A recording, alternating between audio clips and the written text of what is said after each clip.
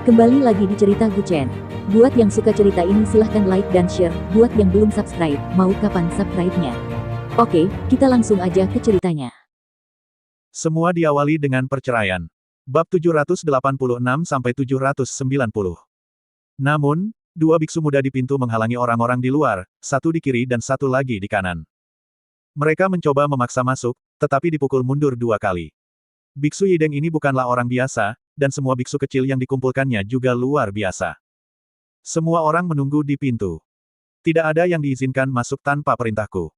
Pria parubaya berjas berkata dengan suara yang dalam. Setelah mengatakan itu, pria itu berbalik dan berjalan menuju aula kuil. Menginjak salju dan berjalan ke halaman utama. Pria itu pertama-tama mengeluarkan 3 batang dupa dan menyalakannya, lalu membungkuk hormat kepada Sang Buddha. Kemudian dia bangkit dan menaruh dupa tersebut dalam pembakar dupa. Dermawan datang berkunjung pagi-pagi sekali, apakah ada yang salah dengan Nona Murong? Biksu Yideng duduk bersila di depan patung Buddha dan bertanya dengan lembut sambil mengetuk ikan kayu tersebut. Nama pria ini adalah Musiu, dan dia adalah seorang diplomat yang sudah lama digunakan oleh keluarga Murong. Beberapa percakapan keluarga, serta beberapa pertemuan penting, ditangani langsung olehnya. Wanita tertua kami tahu bahwa Tuan Yideng suka minum teh, jadi kami membawakan Anda teh bulat puer terbaik. Saya harap Anda dapat menerimanya, Tuan. Musiu membuka tas yang dibawanya dan mengeluarkan beberapa teh puer. Sepertinya semua orang tahu kalau Biksu Yideng suka minum teh. Puer kelas atas berharga 100.000 yuan per 1 tael. Yang paling penting adalah teh ini sering habis di Tiongkok. Teh ini masih dikuasai oleh penguasa, jadi ini lebih berharga daripada memberi uang. Teh yang ditampilkan di sini saja bernilai setidaknya beberapa juta. Jika dia tidak melihat teh putuohua yang dibuat oleh orang suci teh kemarin yang dipegang Guchen, saya pikir Biksu Yideng masih akan melihat teh puer. Meski teh puer ini dinilai memiliki kualitas terbaik dari segi tampilan, namun masih kalah jauh dengan teh buatan Tisein Pei Yuansheng. Betapapun bagusnya teh biasa, itu hanyalah sejenis teh, tetapi sebagai seorang kultivator, teh biksu suci telah memadatkan semua esensi dan darah budidaya ke dalam teh. Apa maksud Nona Anda dengan ini? Seorang biksu tidak akan menerima barang orang lain begitu saja, dan itu ada di depan Sang Buddha. Dia sedikit menolak dan terus mengetuk ikan kayu itu. Dia berkata dengan tenang, jika ada yang harus kamu lakukan, katakan saja. Selama biksu yang malang ini bisa melakukannya, aku akan berusaha sebaik mungkin untuk melakukannya. Seperti yang dikatakan guru. Musiu meletakkan barang-barang di sebelahnya dan terkekeh, saya tahu bahwa anak laki-laki bermarga Gu tinggal di sini sekarang. Wanita tertua tidak ingin dia tinggal di gunung. Bagaimana kita bisa membiarkan orang-orang seperti itu mengganggu istirahat Sang Buddha? Kedamaian tidak dapat diganggu hanya oleh satu orang. Selama Anda tulus kepada Sang Buddha, saya menyambut Anda di sini, jadi saya tidak dapat berbuat apa-apa mengenai masalah ini. Biksu Yideng terus mengetuk ikan kayu itu dan berkata sambil tersenyum tipis. Wanita tertua mengatakannya. Jika kamu mengusir anak itu, keluarga Murong akan menjaga tempatmu tetap hidup. Tapi jika tidak, kamu akan menjadi musuh keluarga Murong, dan kuil kuda putihmu akan mengubah tampilannya dalam waktu 3 hari.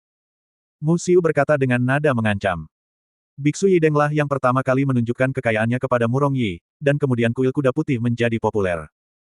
Dikatakan bahwa kuil itu tiba-tiba menjadi populer, memang tidak terlepas dari pengaruh keluarga Murong. Apa menurutmu aku peduli dengan dupa ini? Biksu Yideng tidak mempedulikan ancaman itu dan terus mengetuk ikan kayu itu dan berkata sambil tersenyum tipis, kita semua hanyalah manusia biasa. Bahkan jika tidak ada kuil kuda putih, akan selalu ada tempat di mana saya bisa tinggal, seorang biksu hanya bisa makan semangkuk bubur nasi. Apakah Anda bertekad untuk melindungi anak itu? Dia perlahan berdiri dan berkata dengan suara yang dalam, Tuan terlalu tua, kenapa dia bahkan tidak bisa membedakan antara benar dan salah? Pria itu ada hubungannya dengan keluarga Murong. Selama kamu mengangguk dan mengabaikan masalah ini, aku akan segera membawanya pergi. Karena kamu menganut agama Buddha, bagaimana mungkin itu bukan urusanku? Biksu Yideng menambahkan, bukannya saya ingin menjadi musuh keluarga Murong, tapi apakah keluarga Murong ingin menjadi musuh agama Buddha? Apakah kamu sudah berpikir jernih? Musiu juga terdiam beberapa saat. Murong Yi juga telah menjelaskan sebelumnya bahwa singkatnya, dia harus menyatakan posisinya dengan tegas. Tetapi jika Biksu Yideng masih bertahan dalam situasi ini, maka dia tidak punya pilihan selain pergi dulu. Bahkan jika keluarga Murong ingin memotong gunung dan air untuk membiarkan api menyala, Biksu Yideng bertekad untuk tidak menyerahkan Guchen, kecuali dia pergi sendiri, tidak ada yang bisa membawanya pergi dari rumah. Di kuil kuda putih, Biksu Yideng masih memiliki keyakinan. Musiu berdiri dan berkata dengan gigi terkatup. Tetapi Biksu Yideng bahkan tidak bangun dan terus mengetuk ikan kayu itu. Ketika pria itu berjalan ke halaman, Gu Chen keluar dari kamar dengan mengenakan pakaian. Terlihat energi, orang dapat mengatakan bahwa dia telah beristirahat dengan baik tadi malam. Melihat pria ini berjalan keluar dari halaman utama, Gu Chen tidak bisa menahan diri untuk tidak bersiul. Saya pergi sekarang, mengapa Anda tidak tinggal dan makan mie dulu? Biksu tua itu tahu cara merebus mie. Mengapa Anda tidak mencobanya? Mendengus. Meskipun Musiu belum pernah bertemu langsung dengan Gu Chen, dia menebaknya dengan melihat aura arogan orang ini. Tuan muda Gu, pahlawan bukanlah sesuatu yang bisa dilakukan seseorang.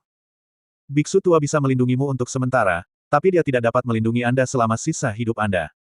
Masuk ke kota Fengtian itu mudah, tetapi belum tentu mudah untuk keluar. Hal yang paling berharga dari seseorang adalah kesadaran diri, saya harap Anda juga memilikinya. Saudara Chen, apakah kamu tidak akan membunuhnya?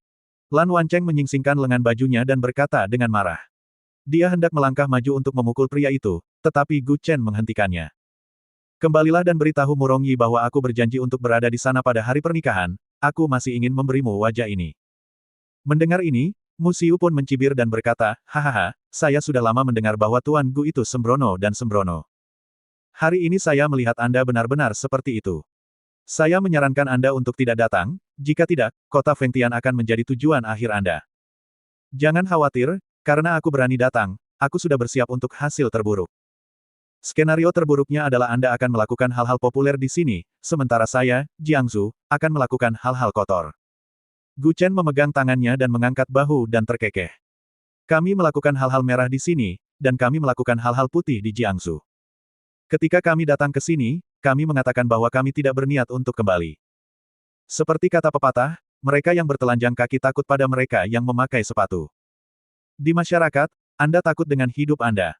Melihat Gu Chen seperti ini, keluarga Murong tampaknya adalah tipe orang yang paling sulit untuk disinggung mengancam nyawa, jangan main-main dengan mereka kecuali mereka mati. Jika kamu punya nyali, jangan main-main dengan mereka. Kalau begitu aku akan menunggu dan melihat. Musiu sedikit mengernyit dan berkata dengan suara yang dalam. Gu Chen masih berbicara dan tertawa, kita lihat saja nanti. Setelah mengatakan itu, pria ini datang dengan gembira dan kembali dengan putus asa. Dengan raungan marah, selusin orang yang menunggu di luar pintu juga mengikutinya menuruni gunung. Selamat bersenang-senang. Kata Lan Wancheng dengan ekspresi tegas setelah melihat sekelompok orang itu pergi, seolah kata-kata kasar itu keluar begitu saja dari mulutnya. Gu Chen sudah lama mengharapkan hal ini. Jika bukan karena salju lebat yang menghalangi jalan kemarin, dia mungkin akan datang tadi malam, mencoba mengusir mereka berdua keluar dari kuil. Kemudian keluarga Murong memerintahkan semua hotel di kota untuk tidak mengizinkan mereka berdua menginap, hanya untuk mengawasi kelakuan buruk Gu Chen.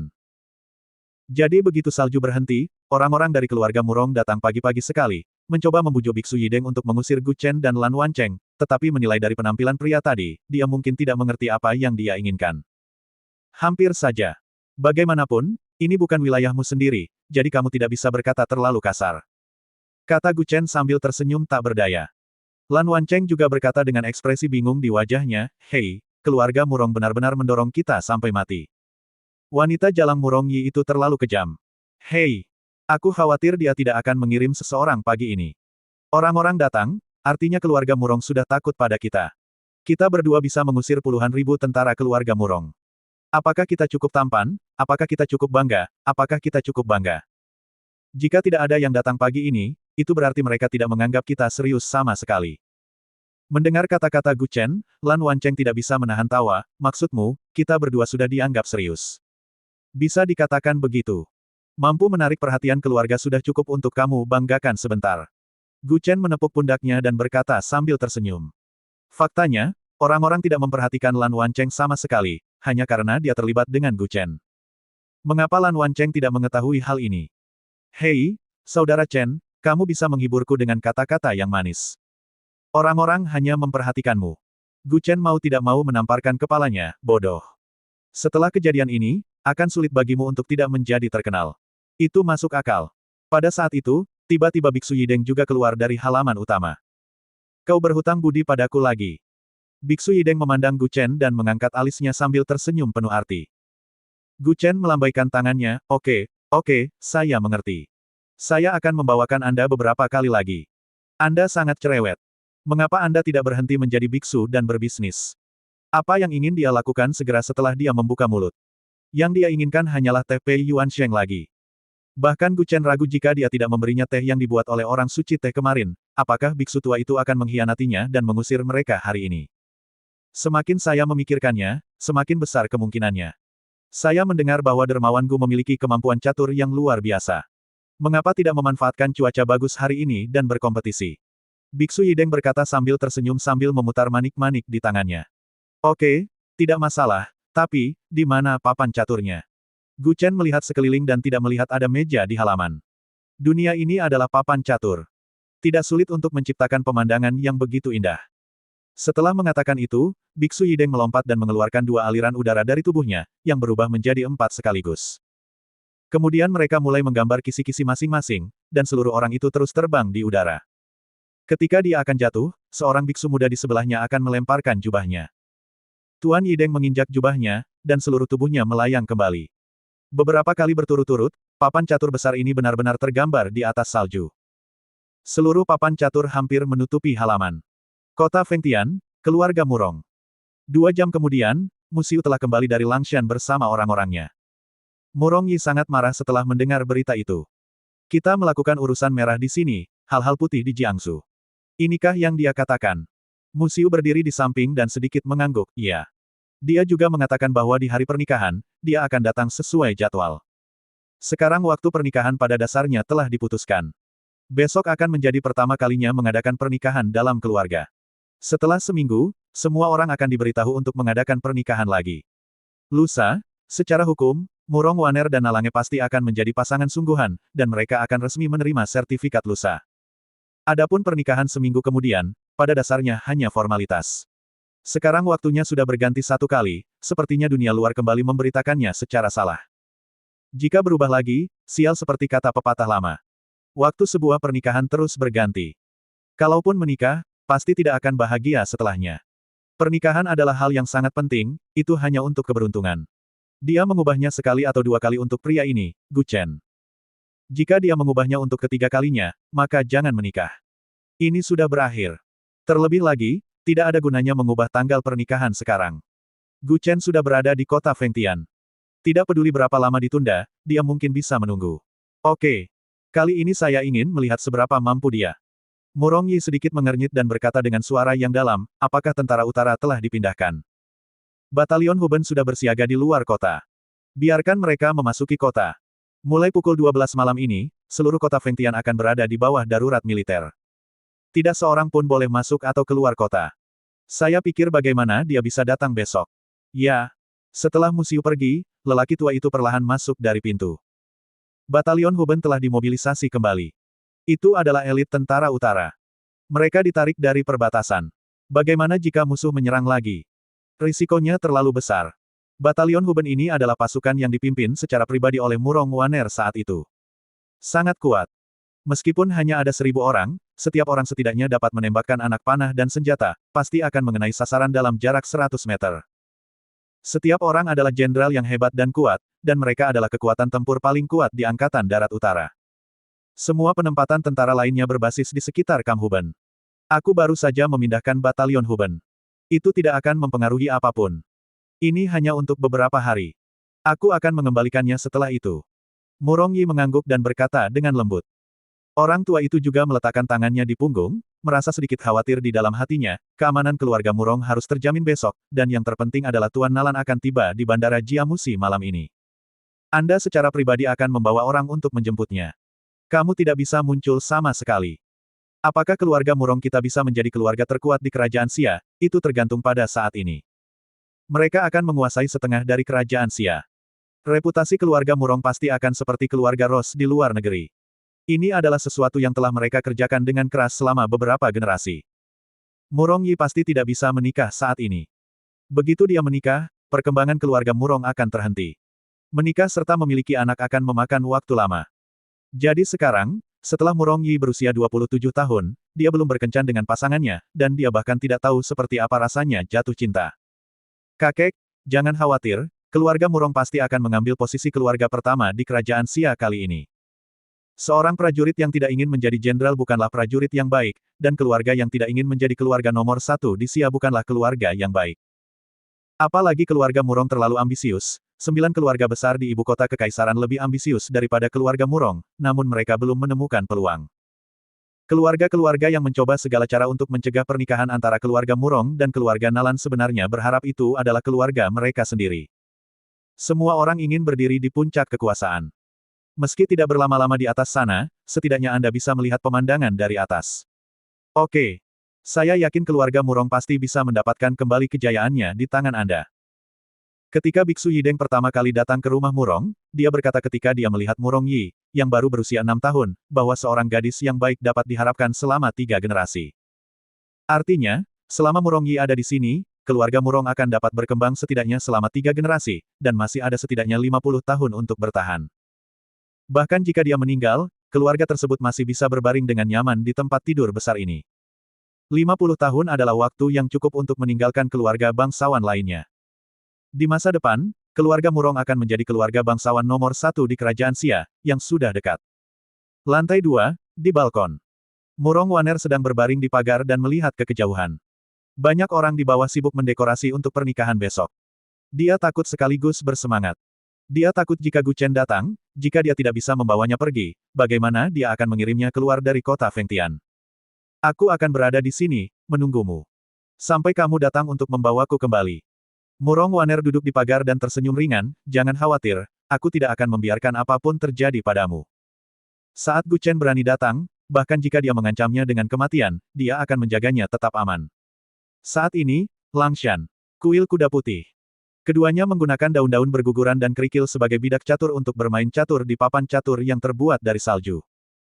Ada 60 gerakan bolak-balik, tetapi pertarungan masih tidak dapat dipisahkan, dan Lan Wancheng khawatir saat dia melihat dari samping. Oh, Saudara Chen, apakah kamu melakukan kesalahan? Biarkan biksu tua itu yang memimpin. Tapi begitu dia selesai berbicara, pantatnya dipukul dengan sapu. Salah satu biksu muda mau tidak mau berjalan mendekat dan berkata dengan marah, seorang pria sejati yang menonton catur tanpa berbicara, tidakkah kamu memahami prinsip ini? Mereka berdua telah bertarung dengan para dewa. Jika dunia luar sedang merencanakan pemikiran mereka seperti ini, itu sangat tidak sopan.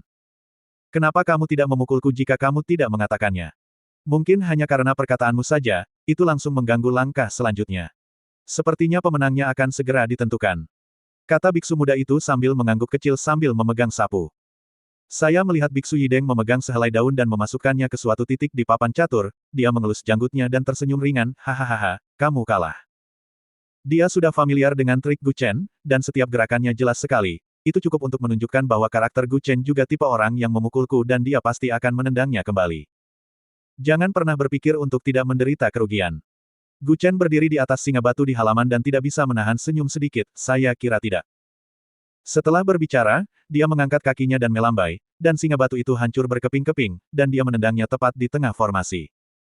Tiba-tiba, semua situasi dalam permainan catur terselesaikan. Gu Chen sebelumnya pasif, tetapi hanya dengan satu gerakan, dia membalikkan keadaan dan mengembalikan situasinya. Semua trik sebelumnya sebenarnya merupakan persiapan untuk trik terakhir. Dengan kata lain, langkah sebelumnya semuanya merupakan tipuan, dan langkah terakhir ini adalah langkah yang sebenarnya. Namun ketika Biksu Yideng bereaksi, dia berada di tengah-tengah permainan. Gerbang telah diblokir oleh bidak catur yang telah diatur Gu Chen sebelumnya. Dia telah terjebak. Sejak gerakan pertama, Gu Chen terus-menerus membujuknya masuk ke dalam perangkapnya, lalu dia mengitari lingkaran dan memakan semuanya, tanpa meninggalkan siapapun. Pada saat Biksu Yideng sadar, permainan catur sudah selesai. Benar saja, pada saat orang paling bangga, kemungkinan besar mereka akan mengungkapkan kekurangan mereka. Lihat, siapa yang kalah. Gu Chen berdiri di atas singa batu, menatap Biksu Yideng dan terkekeh. Satu pemikiran tentang kehidupan, satu pemikiran tentang kematian, satu pemikiran tentang kemakmuran dan satu pemikiran tentang kehilangan. Melihat Gu Chen sudah kalah, langkah terakhirnya membalikkan keadaan. Biksu Yideng akhirnya terpaksa putus asa. Aku kalah. Dia tersenyum tipis, menundukkan kepalanya dan berkata dengan lembut, Amitabha, dermawan Gu benar-benar memiliki pemikiran untuk langit dan bumi, aku mengagumimu. Sebenarnya, kamu sudah tahu apa hasilnya ketika kamu datang ke kota Fengtian. Gu Chen berkata dari singa batu, Lan Wancheng melompat dari tubuhnya. Lan Wancheng ingin membuat prediksi berkali-kali sebelumnya untuk melihat bagaimana keadaannya ketika dia pergi ke kota Fengtian kali ini. Namun, dia dihentikan oleh Gu Chen. Kata-kata aslinya adalah dia tidak ingin hasil dari masalah ini terungkap di hadapannya terlebih dahulu. Jika ramalan menunjukkan bahwa tidak akan ada jalan kembali, maka Gu Chen akan tetap memutuskan untuk pergi ke kota Fengtian. Jadi dia sudah lama mengabaikan hasil ramalannya. Jika dia tahu bahwa dia mungkin tidak akan kembali, bukankah hasil ramalan ini akan mengganggu pikirannya? Kalau begitu saya ingin mengucapkan terima kasih kepada Biksu Tua Yideng. Biksu Yideng melambaikan tangannya, dan embusan angin mengangkat kepingan salju, menutupi permainan catur yang baru saja mereka berdua mainkan. Ini hanya takdir. Naga kembali ke surga, burung phoenix kembali ke sarangnya, tidak ada yang bisa dihentikan. Dia perlahan menuruni tangga dan berkata sambil tersenyum. Mendengar ini, Lan Wancheng diam-diam juga bersukacita. Kali ini dia datang ke tempat yang tepat. Dengan mengikuti Gu Chen dan membuat keributan besar, dia tidak hanya menjadi terkenal, dia juga menjadi terkenal. Keturunan keluarga Lan akhirnya berhenti bersikap rendah hati. Saudara Chen, kapan kita akan turun gunung? Lan Wancheng berkata dengan penuh semangat. Ini adalah pertama kalinya dia mengikuti Gu Chen untuk melakukan sesuatu, dan dia juga membuat keributan besar di keluarga Murong. Jika keterlibatan ini terus berlanjut, seluruh wilayah utara mungkin akan terkejut. Gu Chen mengeluarkan sekotak rokok dari tasnya dan berkata dengan tenang, jangan khawatir, ada orang-orang dari keluarga Murong yang ditempatkan di kaki gunung. Mari kita bekukan dulu malam ini. Sesuai dugaannya, rombongan besar orang berkemah di sini. Saat cuaca minus 20 hingga 30 derajat Celcius, ada risiko kedinginan saat buang air kecil di luar gunung. Masih belum ada pemanas, tapi tidak ada jalan lain. Perintah yang diberikan oleh Murong Yi menutup area sekitar Langshan. Bahkan jika seseorang masuk atau keluar, bahkan jika seekor burung pipit terbang keluar, dia akan dibungkam. Untuk pernikahan besok, Murong Yi bisa dikatakan sudah mempertimbangkan segalanya. Namun, Gu Chen dan Lan Wancheng memiliki makanan dan minuman di gunung, serta kayu bakar untuk pemanas. Bukannya mereka mendirikan tenda langsung di atas salju di kaki gunung, mereka mungkin akan terjatuh dan duduk di atas salju, apalagi menatap Gu Chen pada malam hari. Poin kuncinya adalah kelompok orang ini tidak berani pergi. Jika Gu Chen memanfaatkan situasi ini dan turun gunung segera setelah mereka pergi, mereka tidak mampu menanggung akibatnya. Tapi Gu Chen sama sekali tidak menganggap orang-orang ini sebagai ancaman. Sama seperti jika Anda memegang erat segenggam pasir di gurun, itu hanya akan membuat pasir itu lewat lebih cepat. Apa yang mereka lakukan sebenarnya didasarkan pada prinsip yang sama.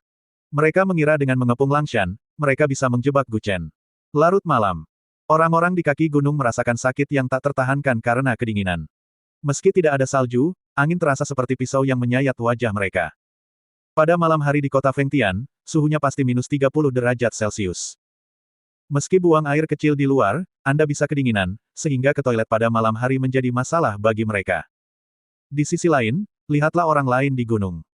Gu Chen dan Lan Wancheng berada di dalam kamar mendengarkan biksu tua memukul-mukul ikan kayu di kuil, dan mereka tidak tahu betapa manisnya mereka tidur. Selama 2 malam di kuil kuda putih ini, dapat dikatakan bahwa Gu Chen mengalami tidur paling nyenyak akhir-akhir ini. Biksu Yideng ada di sini, jadi pada dasarnya tidak perlu khawatir ada orang yang menyelinap ke sini. Biksu kecil yang menyapu lantai di depan pintu tidak mudah untuk diganggu, apalagi Biksu Yideng. Inilah sebabnya Gu Chen langsung pergi ke kuil kuda putih begitu dia tiba di kota Fengtian. Pada saat yang sama, sebuah kapal pesiar di laut dan sebuah organisasi Eropa mengadakan pertemuan di sana. Kami telah menerima kabar pasti. Pernikahan keluarga Murong seharusnya diadakan besok atau lusa. Kita bisa tiba di kota Fengtian besok pagi. Seorang wanita cantik berambut pirang di sebelahnya tidak bisa menahan diri untuk tidak berbisik, siapa yang akan kita bunuh ketika kita datang dengan kemeriahan yang begitu besar. Kami mendapat berita pastinya, pernikahan ini, yang mengejutkan Eropa. Orang-orang dari Legiun juga akan muncul di tempat kejadian. Jika Anda membunuhnya, Anda bisa mendapatkan 10 miliar dolar AS. Jika tebakan saya benar, seharusnya ada organisasi lain yang mengambil tindakan. Tepatnya, ini seharusnya tahun lalu, lagi pula, sekarang setelah tahun baru, 1 tahun lagi telah berlalu. Setengah tahun lalu, Gu Chen membayangi perbatasan utara. Akibatnya, Eropa sudah lama berada dalam keadaan pasif dan tidak pernah berani menyentuh tanah kerajaan Xia lagi. Jika ingin membuka kembali perang di utara, selain menghancurkan keluarga Murong, Anda juga harus membunuh pemuda misterius yang muncul di utara. Dia sudah menjadi peraih medali emas di daftar Eropa. Jika bisa membunuhnya, Anda bisa mendapat hadiah 10 miliar dolar AS. Tapi kita belum tahu seperti apa rupa pria itu. Selain tahu namanya, kita bahkan belum punya fotonya. Yang penting namanya masih tebak-tebakan. Dia berkata tanpa berkata-kata, kami hanya mengandalkan ini. Bukankah agak tidak bijaksana datang ke kerajaan Xia hanya dengan sedikit informasi? Sosok hitam muncul di layar, tanpa wajah, hanya bayangan, dan perkenalan di atas sangat sederhana. Hanya sebuah nama. Gu Chen. Kita sekarang tahu bahwa namanya mungkin ini, tapi bagaimana kita bisa menemukannya? Seorang pria kulit hitam berkata dengan suara yang dalam. Masalah pertama setelah meninggalkan tentara adalah sulit bagi semua orang. Sekarang kita hanya tahu bahwa orang yang menangkap 8 Jenderal Legiun Eropa mungkin bernama Gu Chen. Belum dapat dipastikan apakah itu dia. Saya cukup yakin bahwa dia memiliki hubungan yang sangat baik dengan Nona Murong ketiga. Saya bahkan mendengar bahwa Nona Murong hampir putus dengan keluarganya karena dia. Jika ada yang berani membuat keributan besar tentang pernikahan hari itu akan menjadi dia. Pria parubaya itu berkata dengan suara yang dalam dengan tangan di belakang punggung. Mereka juga mendengar berita bahwa pernikahan keluarga Murong mungkin tidak mudah dilaksanakan. Jika Gu Chen bisa membawa pergi Murong Waner, itu akan menjadi hal yang baik. Jika saatnya tiba, cegat mereka di jalan dan bunuh 2 burung dengan 1 batu. Tanpa Murong Waner di keluarga Murong, tentara utara akan kehilangan sosok yang kuat. Selain itu, tanpa bantuan Gu Chen, jika Legiun Eropa kembali lagi di masa depan, ancaman untuk menaklukkan wilayah utara akan berkurang. Di ruang konferensi, ada lebih dari 10 ahli. Meskipun tidak banyak orang, mereka jelas merupakan kekuatan tempur tertinggi organisasi ini, mereka harus membunuh Gu Chen. Artinya, mereka di sini untuk mencoba peruntungan. Jika berhasil, mereka bisa mendapatkan hadiah sebesar 10 miliar dolar AS, yang cukup membuat mereka bahagia untuk waktu yang lama, bahkan mereka mungkin tidak perlu melakukan apapun dalam hidup ini. Menurut intelijen, Murong Yi telah mengepung kota Fengtian. Tidak boleh masuk atau keluar. Penerbangan, transportasi penumpang, semuanya ditutup.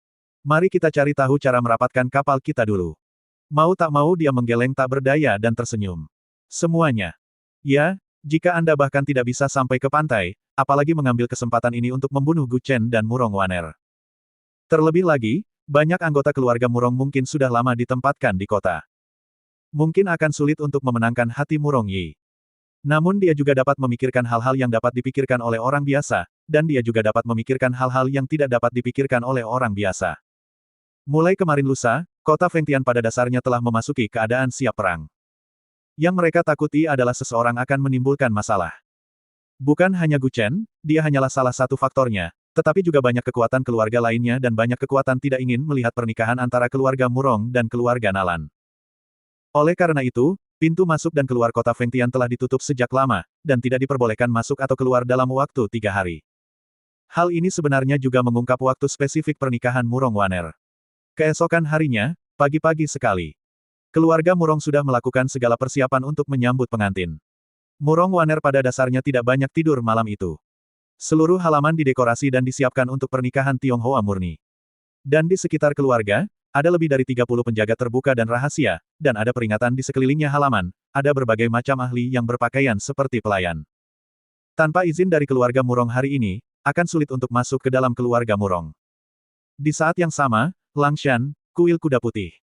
Gu Chen belum bangun, dan Lan Wancheng sudah berbaring di ambang jendela sambil memandangi langit di luar. Matahari bersinar cerah hari ini. Bahkan tanpa melihat arlojinya, dia bisa menebak bahwa saat itu sudah lewat jam 8 pagi. Apalagi mereka berada di pinggiran kota, dan ada orang-orang dari keluarga Murong yang di bawah kaki gunung. Bagaimana cara meninggalkan Gunung Langshan dengan tenang, Gu Chen bahkan belum mengatakannya. Saudara Chen, berhenti tidur. Bukankah kamu bilang kamu akan pergi ke rumah Murong hari ini? Kenapa kamu masih tidur? Gu Chen baru saja bergerak dan berbalik, bingung berkata dengan linglung, kenapa terburu-buru? Pernikahan tidak bisa diadakan sampai tengah hari, ayo kita pergi dan makan siang. Anggota Murong di kaki gunung, bagaimana kita bisa keluar? Kata Lan Wancheng dengan ekspresi terdiam. Kemarin dia juga bilang kalau orang ini punya rencana cerdiknya sendiri, tapi jam segini dia masih tidur. Setelah menunggu lama, sekitar sebatang dupa, Gu Chen perlahan duduk dan menggeliat, jangan sungkan, kamu tidak perlu bangun pagi untuk membuat sarapan, kamu bisa tidur sampai bangun secara alami, rasanya nyaman sekali, aku ingin tinggal di kuil ini selamanya. Jangan, jika kamu tinggal di kuil ini secara permanen, seseorang mungkin akan menghancurkan kuil kuda putih. Kamu tidak pantas berada di sini. Atau saya akan mengirim beberapa orang dari Jianzhou untuk membawa Anda kembali. Lan Wancheng memutar matanya ke arahnya dan berkata dengan marah, bangunlah dengan cepat, saya pikir ini hampir jam 9, dan semua orang dari keluarga Nalan mungkin sudah datang. Jika kamu tidak pergi sekarang, kakak iparku akan menikah dengan orang lain. Gu Chen segera bangkit dari tempat tidur, membuka pintu dan melihat, dia melihat seorang biksu muda berdiri di luar pintu sambil memegang semangkuk mie. Dermawan, guruku memintaku untuk membawakan ini untukmu. Kuil kami tidak memiliki hiburan apapun, jadi kami hanya bisa menggoreng telur di atas mie untukmu. Telur. Bisakah kalian para biksu makan telur juga? Lan Wancheng tiba-tiba tersenyum jahat dan berjalan ke depan untuk melihatnya. Ini bukan telur ayam, ini telur ayam jago. Kata guru, segala sesuatu ada sebab dan akibat. Ayam yang bisa menetas dari telur ayam, itu tidak bisa dimakan, tapi anak ayam tidak bisa menetas dari telur ayam jantan, jadi tidak dihitung sebagai pembunuhan. Biksu muda itu memandangnya. Dia menelan telur itu dan berkata dengan lembut. Terlihat makanan di kuil ini relatif ringan di hari-hari biasa, dan telur pasti menjadi barang mewah di mata mereka. Telur ayam jago. Gurumu bilang ini telur ayam jantan. Lan Wancheng memandangi telur itu dan tidak bisa berkata-kata tentang telur ayam jago. Selain itu, jika ini adalah telur ayam jantan, itu akan menjadi keajaiban ilmiah. Melihat Lan Wancheng memegang telur itu, Gu Chen tidak hanya berbalik dan memutar matanya ke arahnya. Ini jelas merupakan kebohongan putih yang dibuat oleh Biksu Yideng untuk mengizinkan murid-muridnya seperti dia sesekali mengonsumsi telur untuk menambah nutrisi mereka. Seorang biksu yang serius tidak bisa makan daging, tapi orang ini pasti tidak bisa makan sayur saja. Apalagi karena para biksu kecil ini terlihat sangat kecil, tubuh mereka juga membutuhkan nutrisi, sehingga mereka memelihara beberapa ekor ayam di halaman belakang. Namun para biksu muda ini sangat yakin bahwa ini adalah telur ayam jantan, yang berarti Biksu Yideng harus menyiapkan telur dan membuangnya ke sarang ayam jantan setiap hari. Terima kasih. Kata Gu Chen penuh terima kasih sambil mengambil semangkuk mie. Biksu muda itu mengangguk sedikit, Amitabha, dermawan sangat sopan. Guru berkata bahwa setelah kamu menghabiskan semangkuk mie ini, kami akan mengirimmu turun gunung. Hei, di mana makananku? Lan Wancheng ada di sana teriak dari samping. Pada saat ini, biksu muda lainnya juga berjalan dari samping. Sepertinya dia baru saja memasak makanannya dan membawanya ke meja. Namun, semangkuk mie miliknya sedikit berbeda dari milik Gu Chen. Bukankah ini akan datang? Biksu kecil di sebelahnya berkata tanpa berkata-kata. Lan Wancheng memandangi air jernih di dalam mangkuk dan terdiam, hei. Perlakuan berbedamu terlalu keterlaluan. Mengapa saudaraku Chen punya telur dan aku tidak? Hanya ada satu telur sehari. Kamu makan mie. Gu Chen dengan cepat memakan telurnya, dan sudut mulut Lan Wancheng sedikit bergerak. Menyesal kenapa tidak sebelumnya dia ambil mie dengan telur itu secara langsung. Usai makan, mereka berdua bersiap mengucapkan selamat tinggal pada kuil kuda putih. Biksu Yideng sepertinya keluar pagi-pagi sekali. Dia bahkan tidak mengantar ketika Gu Chen dan yang lainnya berjalan keluar dari gerbang kuil dengan membawa barang-barang mereka. Di mana gurumu? Gu Chen bertanya dengan ekspresi bingung di wajahnya. Biksu muda yang memimpin jalan mau tidak mau berbalik dan berkata dengan lembut, saya tidak yakin. Guru berangkat pagi-pagi sekali, jadi dia meminta kami berdua membawa Anda turun gunung. Hei, biksu tua itu sangat tidak masuk akal. Mengapa dia tidak datang menemui kita sebelum dia pergi?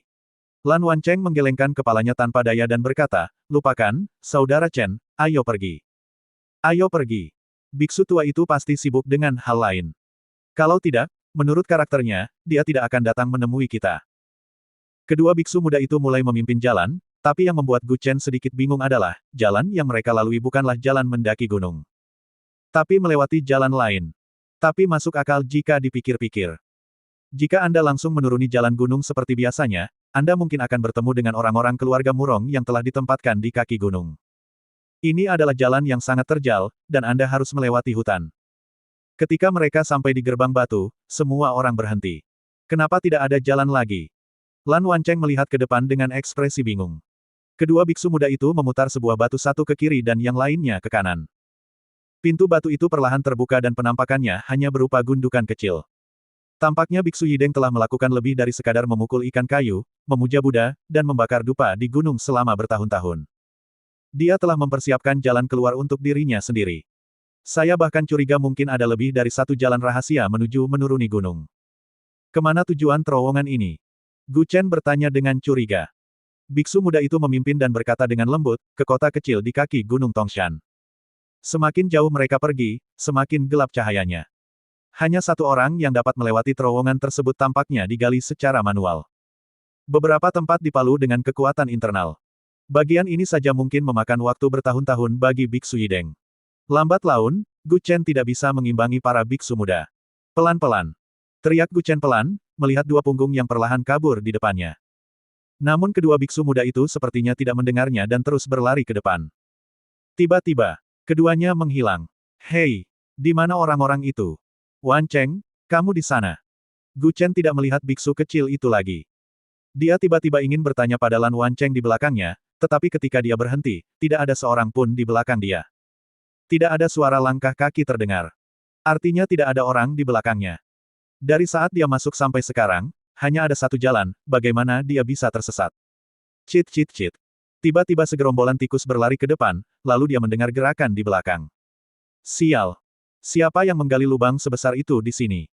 Itu adalah suara Lan Wan Cheng, yang muncul dari belakang dengan kepala hijau dan berkata, Saudara Chen, kamu berjalan terlalu cepat. Apakah tidak ada yang memperhatikan saya ketika saya jatuh ke dalam lubang? Saya berteriak keras sekali dan tidak ada yang membantu saya. Apakah kamu berteriak? Gu Chen sedikit bingung. Lubangnya tidak besar, jika dia berteriak, pasti ada bergema di mana-mana, tapi di sini sangat sepi. Aku berteriak. Kamu tidak mendengarku. Keduanya tidak bisa menahan diri untuk tidak saling memandang. Merasa ada yang tidak beres di dalam lubang ini, Gu Chen mengeluarkan arlojinya dan melihat jarum jam di atasnya terus berayun, menandakan ada yang tidak beres dengan medan magnet di dalamnya. Bersambung.